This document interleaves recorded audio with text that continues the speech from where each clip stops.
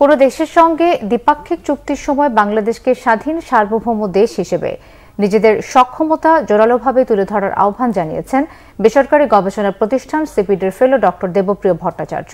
তিনি দেশ যতটা সক্ষম হবে চুক্তিও সেই রকম হবে বলেও মন্তব্য করেন।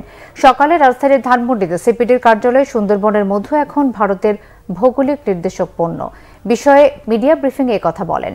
এ সময় অন্য আলোচকরা বলেন, সুন্দরবনের মধুকে জিআই পণ্যের স্বীকৃতির জন্য 7 বছর আগে আবেদন করেও প্রশাসনিক ও আমলাতান্ত্রিক দুর্বলতায় সেই স্বীকৃতি পায়নি বাংলাদেশ।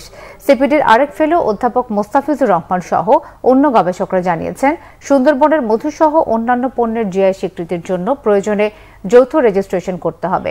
দুদেশের অভ্যন্তরীণ সুন্দরবন থাকায় এসব ক্ষেত্রে দ্বিপাক্ষিক চুক্তির প্রয়োজন রয়েছে বলে উল্লেখ করেন তারা। তিস্তা চুক্তিকে ইঙ্গিত করে তারা বলেন, দ্বিপাক্ষিক চুক্তির সময় দর কষাকষির যৌক্তিকতা ও দক্ষতাই সবচেয়ে বড় বিষয়। দ্বিপাক্ষিক চুক্তি কি ভালো হবে, ফেডারেল সাথে হবে না স্টেটের সাথে হবে, মানে শুনেন, আপনি যতখানি সক্ষম ওই রকমই চুক্তি হবে। চুক্তি তাই হয় যেটাতে আপনার সক্ষমতা এবং আপনার দর কষাকষির যৌক্তিকতা দক্ষতা আপনি প্রকাশ করতে পারেন।